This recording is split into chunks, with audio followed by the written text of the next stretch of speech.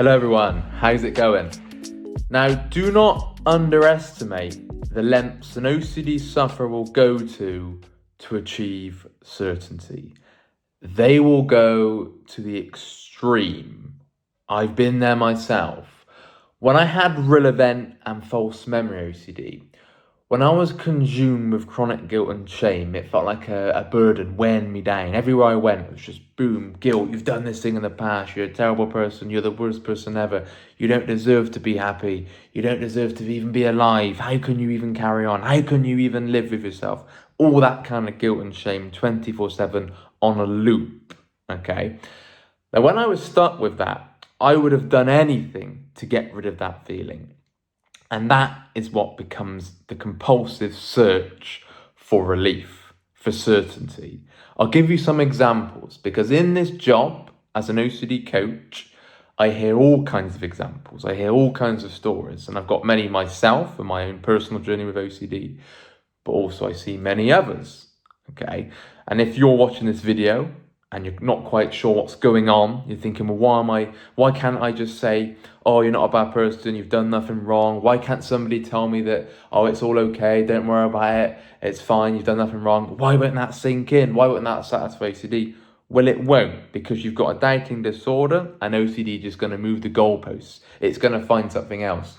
You feel like you're just within reach, you're within touching distance of getting certainty, and then it moves the goalposts. It takes the rug from under your feet and goes, what about this one? Okay, it's always going to try and prove why yours is different, why yours is real, why the other one was OCD, but this one is actually real, this one's different, and why you're treatment resistant, why you're the exception, and so on. And this is why we talk about unconditional acceptance, because that's absolutely crucial, because that breaks down even if it were real, okay, which is absolutely vital. Now, because even if it's a false memory, OCD will still convince you that it's real, okay? It's still going to say, doesn't matter, Sam, this thing happened, you are guilty. You are sentenced to a lifetime of guilt for the rest of your life. You can't ever even smile again. If you go, nope, you shouldn't be smiling, Sam. How can you sleep? How can you sleep at night, right? All these kind of things, right? OCD can be quite aggressive at times. Like, how can you have done this? How can you ever let yourself off the hook? How can you ever give any seconds peace ever again? How can you have any relief? Who are you kidding? Who are you fooling? You've done this thing. And that internal vice-like feeling. Okay, I've been there. I know exactly how it feels with chronic guilt and shame and real event, false memory, and all the taboo-related themes as well. So, some examples that in my personal journey and that can just happen with OCD and the lengths that we go to. So let's say you're suffering with driving OCD, right? Driving OCD, hit and run OCD, whatever you want to call it, okay? Now, OCD can convince you within seconds that you have hit somebody, that you've knocked somebody off their bike, that you've hit a pedestrian, that the bump in the road was, shit, did I just hit somebody? And then that uncertainty, that's going to send you into a spiral, because as an OCD sufferer, we crave certainty. We need that certainty. As you recover, you realize that's just an illusion and you don't need any kind of certainty, but that takes time to get to. But when that trigger hits, you're like, shit, I need some kind of certainty here. Okay.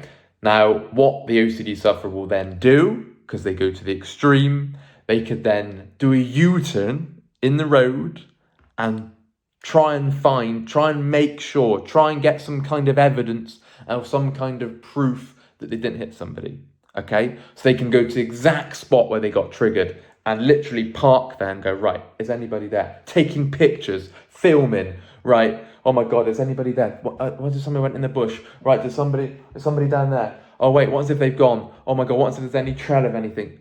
That is how extreme it can go, where people can put themselves in danger by doing a U-turn in the road just to get back to where they were and then just make sure they didn't hit somebody. Okay, that is the lengths an OCD sufferer can go. Do not underestimate that. And this is why if you're struggling with OCD, it is so important to speak to somebody who understands, speak to somebody who's been there, somebody who gets it. Because if you explain that situation to somebody who doesn't have it, they say you're just batshit crazy. They say, what are you doing? Right? But in our brains, because we are chasing certainty like a drug, We are an addict to certainty. We are addicted to working it out. We need to know. Well, if I don't work this out, that's it. I'm done. I'm finished. Over. Life's ruined. Finished forever. Can't enjoy anything again. And down the spiral you go, the depressive spiral.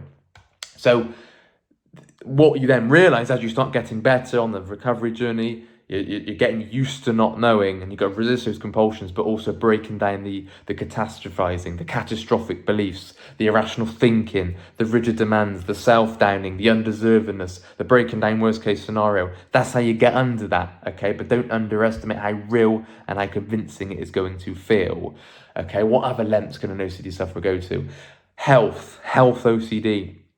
Now, wow, what the sufferer will do to get some kind of certainty, they can call the doctor over and over again. Let's say they got the test results, okay? Let's say they got the results of something they're worried about, whether they're worried they've got some kind of cancer or some kind of neurological disease or any kind of illness, right? Any kind of health scare. Now, what they could do, they could get the all clear from the doctor and say, look, everything's fine. Thumbs up from me. Well, you've got a doubting disorder, so it isn't going to quite be enough, right? So you can read the results, okay, good. And you probably would get, if you're lucky, 10 minutes of relief. If you're really lucky, you might get a day of relief. Brilliant, I'm all clear. And what will tend to happen, OCD will find a little way in there, very subtle at times. It can go, hang on a minute, when you had the test results, or when you did the test, your arm was positioned like this instead of that.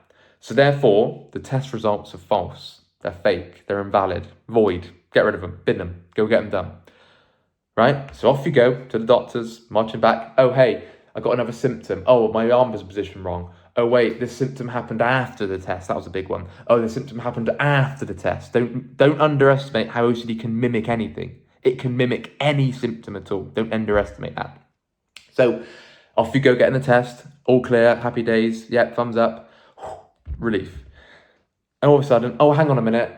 Maybe I lied about a symptom. Maybe the doctor who was scanning me and was sending me for the result, maybe they was hungover from the night before. Maybe they was tired. Maybe they're not as qualified.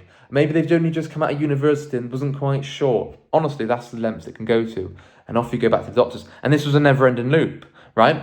And it wasn't only that, it was calling. It was phoning up. Oh, hi, I'm Sam. Yeah, I had a result. Yeah, I had a test yesterday. Yeah, I came in, it was all fine, but I'm pretty sure that was wrong because of this, because of that. And it was never end. It was on the loop over and over and over again because nothing was satisfying OCD. No amount of reassurance was satisfied. I could have had a million test results saying you're all good, you're in the clear, you're in the clear, you're in the clear. No, what about this one thing? And back down the doctors you go again.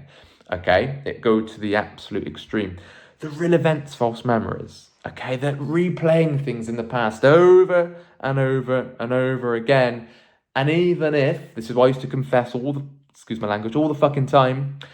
I don't know why I swore then, but shows how real this video is. When you're just talking off the cuff, you're going to swear, right? So I remember confessing to my partner. I remember confessing to when I first spoke about OCD to somebody sort of in a local sort of anxiety clinic near me, a local place near me. I went there and I sort of confessed everything, all the real events, false memory, the intrusive thoughts I was having, the intrusive names that were getting stuck, the intrusive images, urges, whatever. And then I'd feel an overwhelming sense of relief, huge sense of relief, like I've conquered my worst fear, like I've conquered life. I thought, fuck, yes, I can now go and live my life. I'm now in the clear. I'm anxiety and guilt free. Woohoo! That's how it felt, right? I'd literally walk out of that building. Oh shit, what as if they think I'm a bad person? Oh, what if I didn't explain it correctly? What if I said a word slightly wrong? What if the tone of voice was wrong and then she or he misunderstood and then they think I'm a bad person? What if they call the police? Oh my God, what if they call the police? Oh my God, what if I'm getting sent home and the police come after me? Oh my God, what if I've now ruined my whole life and I'm in jail? All the plans I've ever got for my life, it's all down the drain, all out the window, up. It's that catastrophizing, that 0 to 100 reaction. As an OCD sufferer, you watching this video knows all too well.